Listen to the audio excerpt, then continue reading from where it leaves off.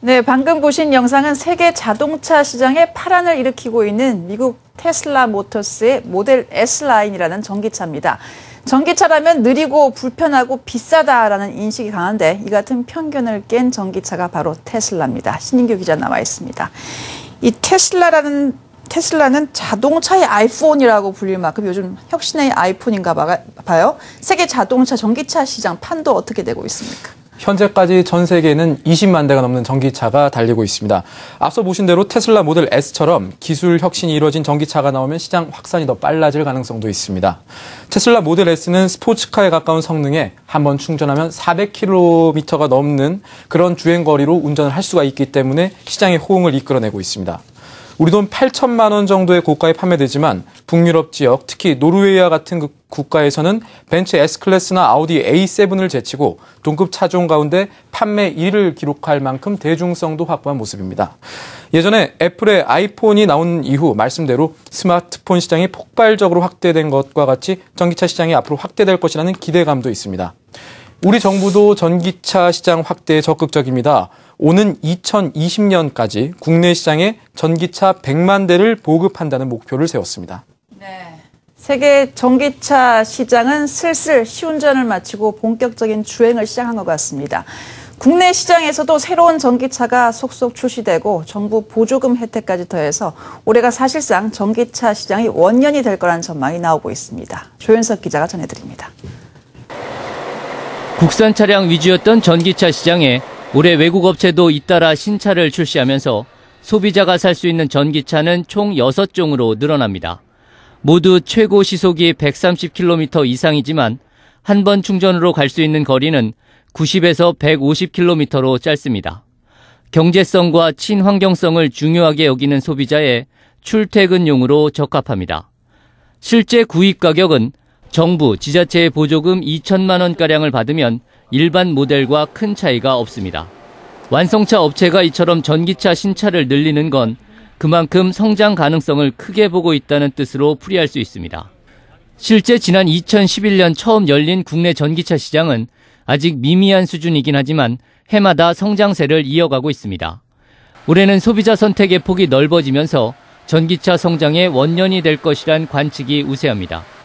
하지만 짧은 주행거리, 2,000개 수준인 충전 인프라, 전력 수요 급증 등은 성장을 위해 풀어야 할 과제입니다. 한국경제TV 조현석입니다. 네, 국내 전기차 시장은 아직 걸음마 단계나 다름이 없는데 그럼에도 불구하고 외국계 업체들이 국내 시장에 관심을 갖는 이유 어디서 찾아볼 수 있을까요? 두 가지 이유 정도로 설명을 할 수가 있습니다. 하나는 이 우리 자동차 시장에서 앞서 보신 대로 정부가 전기차에 보조금을 많이 주고 또 충전 인프라 확장에 기업 대신 나서는 등 인프라 확장에 특히나 주력하고 있는 상황인데 인센티브를 많이 준다 이렇게 풀이를 할 수가 있습니다. 이때 들어오면 시장 선점 효과를 누릴 수 있을 것이다. 이런 판단이 작용한다. 이렇게 풀이를 할 수가 있겠고요. 아직 규모의 경제가 이루어지지는 않은 우리 전기차 시장이지만 미리 들어와서 판을 키우겠다는 겁니다. 또 하나는 한국 시장에 정확히는 한국 소비자들의 소비 잠재력에 대한 기대감입니다.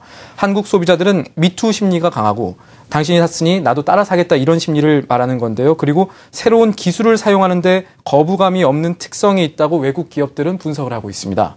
지난해 우리나라를 방문했던 질 로만 르노그룹 부회장은 전기차는 특히 얼리 어댑터가 많은 한국 시장에서는 성공 가능성이 높다고 말하면서 르노 삼성 부산 공장에 1,500억 원 규모의 전기차 공장 투자 결정을 내린 배경을 설명하기도 했습니다. 네, 마치 그 아이폰 같다 그런 느낌이 좀 강하게 드는데요. 그럼에도 불구하고 지금 현재까지 나온 전기차들을 보면 한 번 충전에 150km밖에 못 달립니까? 이 문제가 있어 보이고요. 또 충전하는데 시간도 많이 걸린다고 들었습니다. 보완할 점이 만만치가 않은가 보죠?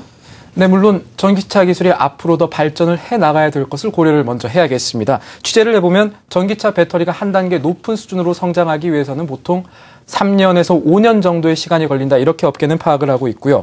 충전에 걸리는 시간도 배터리 기술 문제이기는 하지만 이를테면 르노 삼성의 경우 전기차 택시용 배터리 충전소를 운영을 하면서 충전이 필요한 차에 새 배터리를 아예 갈아 끼워서 이것을 킥드롭 방식이라고 하는데요. 충전 시간을 10분 안으로 단축시키는 그런 방법도 사용을 하고 있습니다. 그리고 각사마다 충전 방식이 달라서 이 브랜드의 차가 다른 브랜드의 충전기를 이용하기 어려운 문제가 있지만 이건 결국 어떻게든 표준 통일을 하면 해결될 문제로 관측되고 있습니다. 네, 여하튼 아직까지 충전하면 얼마 못 가는 것도 사실인데요. 이 충전소가 전국의 주유소만큼 퍼지는데도 상당히 시간이 걸릴 것 같습니다. 이런 인프라 문제는 어떻습니까? 네, 그렇습니다. 앞서 말씀드렸던 이 기술적 문제에 덧붙여서 기업도 그렇고 이 정부도 그렇고 전기차 인프라에 있어서 우리나라가 갖고 있는 약점이 무엇인가를 살펴볼 필요가 있습니다. 정부는 인프라 확충을 위해서 전기차를 사면 충전기를 현재 아파트와 같이 공용 건물에 사는 사람들을 위해 공용 주차장에 전기차 충전기를 설치해주는 정책을 펼치고 있는데 여기서 뜻하지 않은 문제가 나오고 있습니다. 이 정책은 뒤집어 생각하면 전기차를 사면 전용 주차장을 주는 셈이 되는 것 아니겠습니까? 다른 주민들이 이런 부분을 반대하는 겁니다.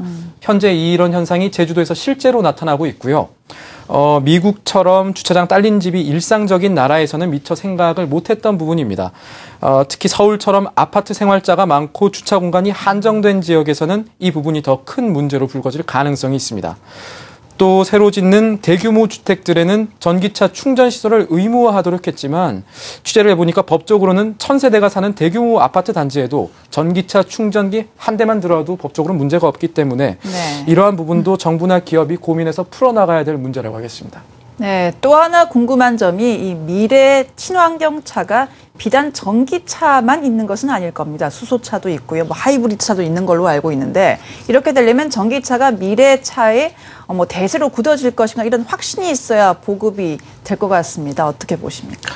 네, 그렇습니다. 이 친환경차는 현재 전기차와 수소연료 전기차 그리고 이 하이브리드 차 이 세 가지 기술이 이 미래의 기술의 어떤 천병이 될 것이다 이렇게 예상을 하고 있습니다. 이 패권을 놓고 경쟁을 하는 상황인데 연비가 향상된 디젤 기술까지 포함하면 크게 네 가지라고 할 수가 있겠습니다만 전기차를 개발하는 업체들도 아직은 전기차가 대세다 이렇게 확신을 하지는 못하고 있는 상황이고요. 앞서 말씀드렸던 대로 친환경 기술 개발에 모두 손대고 있는 세 가지 기술을 모두 손대고 있는 업체가 많은 것이 현실입니다. 대표적으로 외국에서는 벤츠가 그렇고요. 우리나라에서는 현대차가 대표적으로 그런 방침을 갖고 있습니다. 관련해서 현대차 측 인터뷰 직접 들어보겠습니다. 친환경 차에 대한 향후 방향성이 어느 나라나 어느 자동차 회사나 지금 뚜렷하게 이 방향이다라고 얘기하기는 굉장히 힘든 상황입니다. 왜냐하면 2020년까지는 이 하이브리드와 전기차와 연료전지에 대한 부분이 같이 병행이 돼서 가야 될 것 같고 2020년 이후에나 아마도 방향성이 좀 보이지 않을까라고. 네, 아직 완벽한 대세로 굳었다고는 보기 어렵다 이런 얘기 같은데요. 여하튼 이처럼 전기차가 급부상하면서 2차 전지나 부품업체 등 관련 산업도 주목을 받고 있습니다. 이 신동호 기자가 연관 산업과 수혜기업 알아봤습니다. 연내 국내에서 구입할 수 있는 전기차는 모두 6종. 여기에 완성차 업체들이 앞다퉈 전기차 양산에 돌입하거나 개발을 본격화하고 있습니다. 그간 지적됐던 충전 인프라 부족 문제도 빠르게 개선됨에 따라 올해 국내 전기차 보급의 원년이 될 것이라는 전망이 나오고 있습니다. 때문에 시장에서는 향후 전기차 시장 확대에 따른 수혜주에 관심이 모아지고 있습니다. 스마트폰 처음 나왔을 때 이 복잡한 걸 누가 쓰냐. 우리는 이게 생활이 돼버렸거든요. 전기차도 지금은 그 거리도 안 나오는데 누가 타냐. 이 산업을 판단할 수 있는 판면 절대 안 된다고 생각하고 이쪽에서 당연히 기술적인 브레이크스루가 생기면서 산업이 변할 거다라 생각을 해요. 나중에 시장이 커지고 하면 국산화도 수혜 업체들도 많이 생길 거다라고 보고 있습니다. 실제로 업계에서는 전기차에 직접 들어가는 2차 전지 업체와 부품업체 기업들을 최대 수혜주로 꼽았습니다. 특히 2차 전지 판매량 1위를 차지하고 있는 LG화학과 최근 시장에서 무서운 속도로 성장하는 삼성 SDI가 주목받고 있습니다. 전기차 충전기 업체들도 관련 수혜주로 떠오르고 있습니다. 전기차가 움직이는데 가장 중요한 것이 충전인 만큼 기업들이 충전소 관련 인프라 구축에 서둘러 나서고 있기 때문입니다.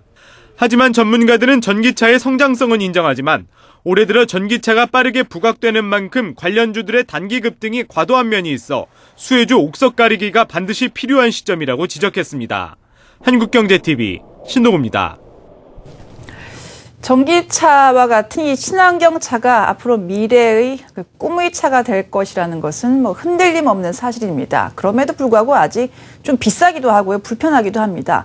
지금 현재 전기차가 나오고 있는데요. 글쎄요, 오늘 취재를 했던 신인규 기자는 지금 이 시점에 전기차 좀 비싸고 불편한데요.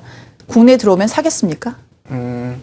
저는 테슬라 모델 S가 국내 시장에 들어오면 전기차 사겠습니다. 무슨 의미냐면 전기차가 앞으로 대세를 차지할 것이라고 생각을 한다면 기업들이 내놓아야 되는 전기차는 앞으로 일반 엔진 차량과 비교를 해도 손색이 없을 정도의 주행거리나 성능을 갖춰야 된다는 말입니다. 물론 지금 들어왔던 차량들이 이를테면 기아 소울이라든가 하는 전기차들이 단기적인 주행거리를 갖고 있고 세컨드카로 충분히 쓰임새가 현재까지 있는 것은 사실이지만 이 세컨드카 개념에 머무르지 않는 전기차가 시장에서 자리를 잡아야 한다는 말이고 이게 전기차를 포함한 친환경 차들의 과제이기도 한다는 말씀입니다.